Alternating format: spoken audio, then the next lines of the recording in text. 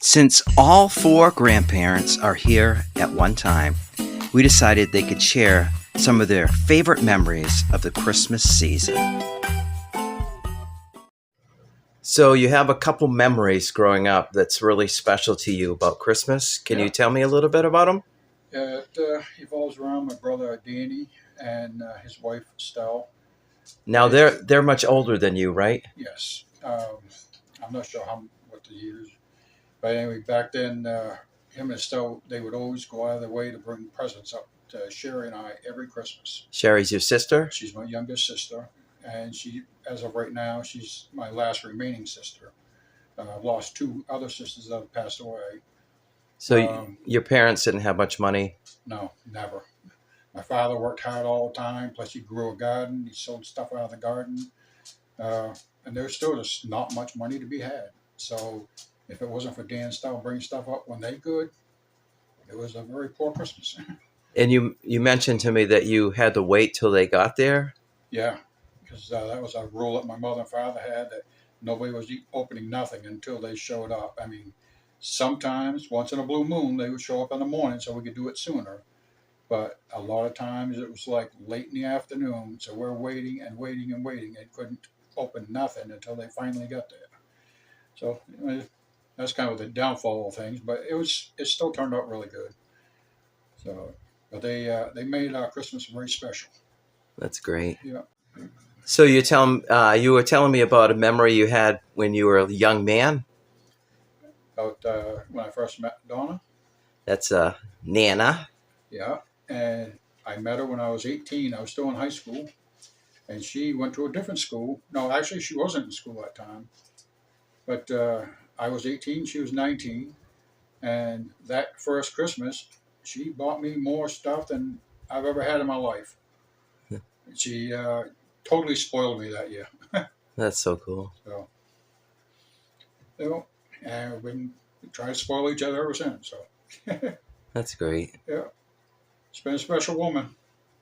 I had to go out of North Anson to go find her, though. Had to go find her down Skowhegan. That's great. Yeah, North Anson had different ones, but they didn't fit my criteria. That's about what?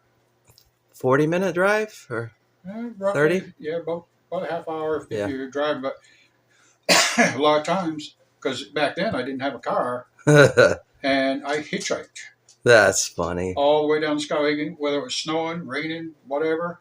I hitchhiked, and also went down on one time on snowmobile. And my brother Arthur was driving a snowmobile, and it took us a long time to get down there because he got twisted up. And we wound up on Eaton Mountain. That's the wrong way. And, yeah. So by the time we finally made it down to Skowhegan, we were both like frozen popsicles. But yeah, when we got down there, they had hot soup and hot chocolate and coffee and whatever. But I'll tell you, it took a while getting thawed out. And I had gone snowmobiling with just sneakers on. And I didn't have any big bulky gloves or nothing. I just had like stuffed my hands in my pockets and we're going. That's great. So, yeah, we covered a lot of ground that night. Well, Yeah. well, thank you. Yep, you're welcome. Okay, I have two special ones. Well, really, I have more than that. But my first one would be that Grammy Walker and Uncle Vernon would come down for Christmas, and they would bring us all kinds of stuff. Because we was a family of 10, we didn't have much things back then.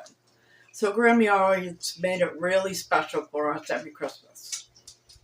And the second one is when I have a lot when my children were little, but the most of all is when all the kids came here at Dan and Lori's, and we were all together with the grown-up kids, their girlfriends, boyfriends, all the grandchildren. That was really special. How long ago was that? We moved here in 2010.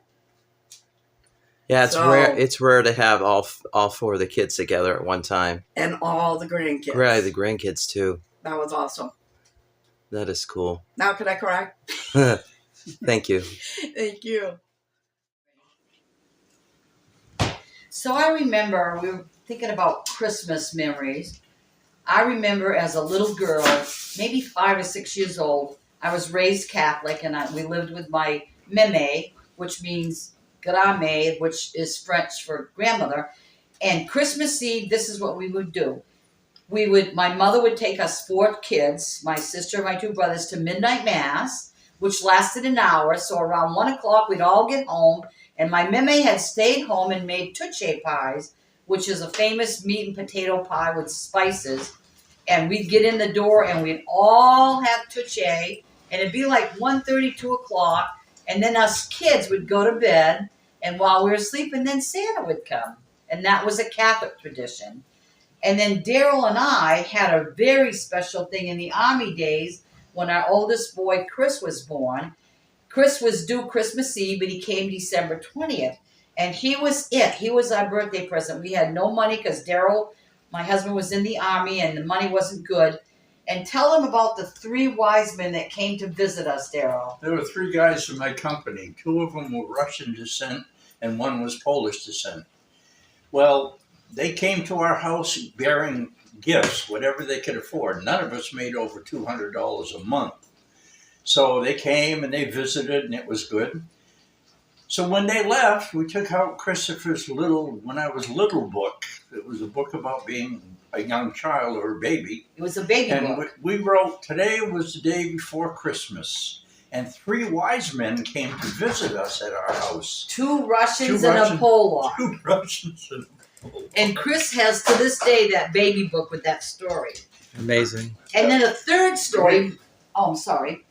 My precious part about this story was this one E5, which means a buck sergeant, knocked on our door Christmas Eve, and he was in charge of me on post, and he brought us a Christmas tree about this tall because he knew we had nothing. I mean, we were living on $125 a month. Back in 1970. And the third memory, as we move on in time, we wanted to teach our children that Christmas was about baby Jesus and not Santa Claus. I would say my youngest one might have been about 9 and the other one might have been 11. So I planned this all out and I invited relatives over and friends, and I made a happy birthday baby Jesus cake.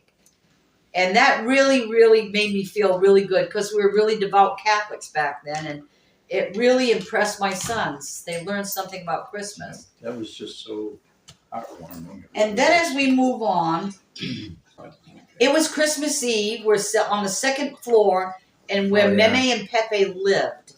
And in the corner was this Franklin fireplace. And there was a blizzard and it was snowing and the wind was blowing. And all of a sudden, right up above that Franklin fireplace, like maybe on the chimney, we heard chimes like bells. And even my dog's ears went up. His name was Bo. We went, what the heck? And we figured, wow. So the next morning we went to Mass, Christmas morning, and right on top of a snowbank. Now there had been winds like crazy. Laying on top of the snowbank was one of those rationing gas cards that they used to have during the Depression. No, during World War II. And it was laying there on the snow and it shouldn't have been there because it had been windy. Guess who signed that? His It was Pepe. signed in 1943 by my grandfather, Treffley Frappia, sitting dry on top of a snowbank. It was amazing. It was just amazing. It was kind of freaky and spooky, but it was touching. And we still to this very day are baffled by it. We knew it was a miracle and that he had visited us that night. It was a good sign.